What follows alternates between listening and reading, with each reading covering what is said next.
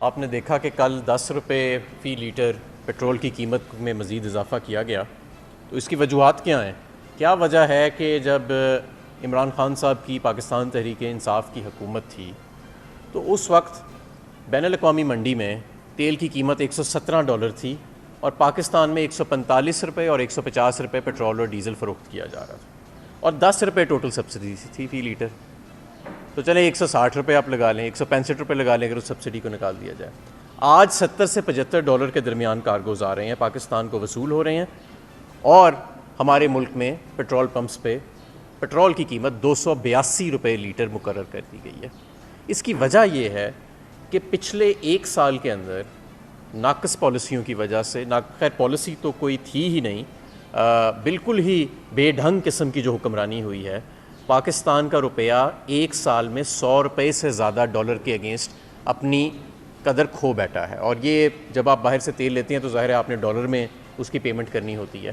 تو آج لہٰذا $75 کا جو تیل ہے وہ $117 کے تیل سے بھی ہمیں مہنگا پڑ رہا ہے۔ یہ حقیقت ہے آج، اور یہ وہ ناکام پالیسیز ہیں پی ڈی ایم حکومت کی، جس کے تحت آج ملک جو ہے وہ اس نہج پہ کھڑا ہو چکا ہے کہ ہمارے ملک میں $75 کا جو تیل ہے جو اب خریدا جا رہا ہے وہ عمران خان کے $117 کے تیل سے بھی عوام کو مہنگے داموں میں بیچا جا رہا ہے۔ میں آپ کو یہ بھی بتانا چاہتا ہوں کہ آج تحریک انصاف نے صدر مملکت کو، اب سے کچھ دیر پہلے ہم نے صدر مملکت کو یہ خط لکھا ہے، جس میں ان سے میں نے 2 نکات کے اوپر انٹرونشن کی، دخل اندازی کی درخواست کی ہے۔ پہلا یہ کہ الیکشن کمیشن آف پاکستان اور ان کی جو ایکسٹینشن ہے، یعنی care taker governments Khyber Pakhtunkhwa میں اور پنجاب میں، وہ اپنا جو بنیادی کام تھا یعنی الیکشن 90 دن میں کرانا، اس میں وہ ناکام ہو گئیں۔ لہٰذا اس کے اوپر آپ چیف الیکشن کمشنر سے ایک رپورٹ طلب کریں کہ وہ کیوں ناکام ہو۔ دوسرا نقطہ یہ کہ جو کیئر ٹیکر گورنمنٹس ہیں وہ 90 دن کے لیے اپوائنٹ کی جاتی ہیں۔ 22 اپریل کو جو پنجاب کی کیئر ٹیکر گورنمنٹ ہے اس کی مدت ختم ہو جائے گی، اور 23 تاریخ سے آئین خاموش ہے کہ پنجاب کے اوپر کون حکومت کرے گا۔ خیبر پختونخوا کی حکومت اس کے 1 ہفتے بعد ختم ہو جائے گی۔ لہٰذا سپریم کورٹ کو ریفرنس بھیجا جائے، کیونکہ سپریم کورٹ نے ابھی جو فیصلہ آیا ہے اس میں انہوں نے قرار دیا ہے کہ صرف سپریم کورٹ کے پاس یہ اختیار ہے کہ وہ الیکشن کو ایکسٹینڈ کر سکے۔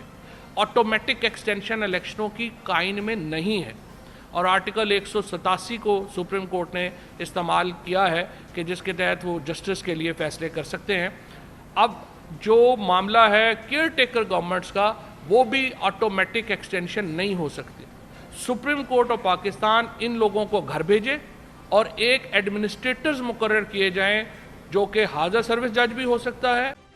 ملک میں سیاسی بحران ختم کرنے کے لیے جماعت اسلامی کی قیادت میں انتخابات کی تاریخ کے لیے اے پی سی منعقد کرنے کا فیصلہ کیا گیا۔ ذرائع کے مطابق سیاسی منظرنامے پر ایک اور پیش رفت سامنے آئی ہے۔ عید الفطر کے بعد 1 پوائنٹ ایجنڈے پر آل پارٹیز کانفرنس منعقد کرنے کا فیصلہ کیا گیا ہے۔ ذرائع کا کہنا ہے کہ جماعت اسلامی کی قیادت میں آل پارٹیز کانفرنس ہوگی۔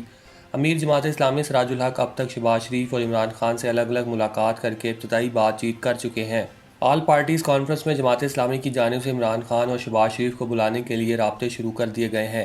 آل پارٹیز کانفرنس کا 1 پوائنٹ ایجنڈا عام انتخابات کی تاریخ پر اتفاق رائے ہوگا۔ ذرائع کا کہنا ہے کہ جماعت اسلامی چاہتی ہے کہ حکومت اور اپوزیشن الیکشن کے بارے میں ایک تاریخ پر اتفاق کرے۔ حکومت کو اکتوبر سے قبل جبکہ تحریک انصاف کو مئی کے بعد الیکشن کے لیے رضامند کرنے کی کوشش کی جائے گی۔ مسلم لیگ نون کی جانب سے خواجہ سعد رفیق اور ایاز صادق کو جماعت اسلامی سے معاملات آگے بڑھانے کے لیے گرین سگنل دیا گیا ہے۔ تحریک انصاف اور مسلم لیگ نون کے نامزد وفود میں سے جماعت اسلامی کی قیادت کے اے پی سی سے پہلے مزید مذاکرات ہوں گے۔ چیئرمین تحریک انصاف عمران خان کی ہدایت پر جماعت اسلامی سے بات چیت کے لیے پی ٹی آئی نے 3 رکنی کمیٹی قائم کر دی۔ مرکزی سیکرٹری جنرل اسد عمر کی جانب سے کمیٹی کی تشکیل کا باضابطہ نوٹیفیکیشن جاری کیا گیا۔ پی ٹی آئی رہنما پرویز خٹک، سینیٹر اعجاز احمد چودھری اور میاں محمود الرشید کمیٹی میں شامل ہیں۔ تحریک انصاف کی 3 رکنی کمیٹی ملک میں جاری سیاسی بحران کے حوالے سے جماعت اسلامی پاکستان سے مذاکرات کرے گی۔ واضح رہے کہ گزشتہ روز امیر جماعت اسلامی سراج الحق کی حکومت اور اپوزیشن جماعت تحریک انصاف کے ساتھ ہونے والی ملاقات میں دونوں فریقین نے مذاکرات پر آمادگی ظاہر کی تھی۔ انہوں نے وزیر اعظم شہباز شریف اور عمران خان سے ملاقات کر کے پی ٹی آئی چیئرمین کو حکومت سے مذاکرات کی تجویز دی تھی۔ وزیر اعظم شہباز شریف نے چینی کی سمگلنگ، ذخیرہ اندوزی اور منافع خوری کے خلاف بڑے کریک ڈاؤن کی منظوری دے دی۔ لاہور میں منعقدہ اعلیٰ سطحی اجلاس میں وزیر اعظم نے ناجائز منافع خوری اور سمگلنگ کی اطلاعات پر سخت برہمی کا اظہار کیا اور سمگلنگ کے تدارک کے لیے شہباز شریف نے اسلام آباد میں اعلیٰ سطحی اجلاس طلب کر لیا۔ انہوں نے کہا کہ اجلاس میں چینی سمیت دیگر اشیاء کی سمگلنگ کے خاتمے کے لیے ملک گیر کارروائی کی حکمت عملی تیار ہوگی۔ علاوہ ازیں وزیر اعظم نے سمگلنگ، ناجائز منافع خوری اور ذخیرہ اندوزی میں ملوث کرداروں سے آہنی ہاتھوں سے نمٹنے اور سخت سزا دینے کی ہدایت کی ہے۔ وزیر اعظم نے کہا ہے کہ عوام کو سمگلروں، ناجائز منافع خوروں اور ذخیرہ اندوزوں کے رحم و کرم پر نہیں چھوڑا جا سکتا۔ عوام کو ستانے والوں سے حساب لیں گے۔ شہباز شریف نے نگراں وزیر اعلیٰ پنجاب محسن نقوی کو صوبے میں چینی کی قیمت کنٹرول کرنے کے لیے مؤثر اقدامات اور نگرانی کی ہدایت کر دی۔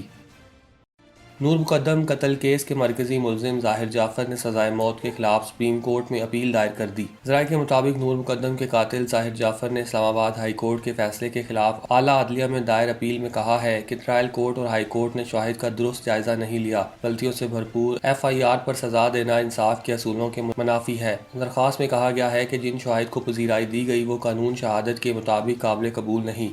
اسلام آباد ہائی کورٹ کا سزائے موت کا فیصلہ کالعدم قرار دیا جائے، سزائے موت کالعدم قرار دیتے ہوئے بری کرنے کا حکم دیا جائے۔ واضح رہے کہ ظاہر جعفر کو ٹرائل کورٹ نے ایک جرم میں عمر قید اور دیگر جرائم میں سزائے موت سنائی تھی۔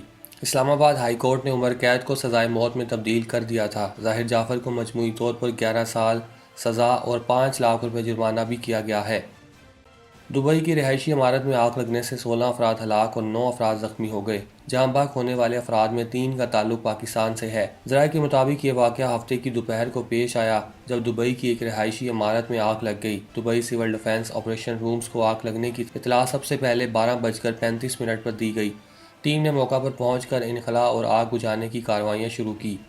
عینی شاہد نے بتایا کہ انہوں نے اپارٹمنٹ سے آگ کے شعلے بھڑکتے ہوئے دیکھے اور ایک زوردار دھماکے کی آواز سنی۔ واقعے کی تحقیقات کی وجہ سے اتوار کے روز عمارت کی کئی دکانوں کو بند رکھا گیا۔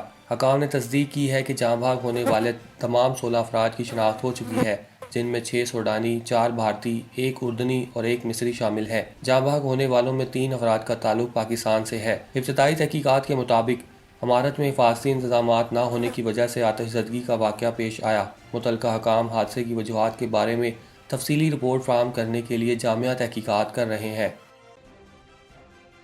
سوڈان میں پیرا ملٹری فورسز نے بغاوت کر دی، جس پر فوج نے جوابی کارروائی کی اور 2 دن میں دونوں کے درمیان ہونے والی جھڑپوں میں 56 افراد ہلاک اور 600 کے قریب زخمی ہو گئے۔ سوڈان میں بد امنی کا سلسلہ آج دوسرے روز بھی جاری ہے۔ ملک کے مختلف شہروں میں ملکی فوج نے بغاوت کرنے والی پیرا ملٹری فورسز کے ٹھکانوں پر بمباری کی۔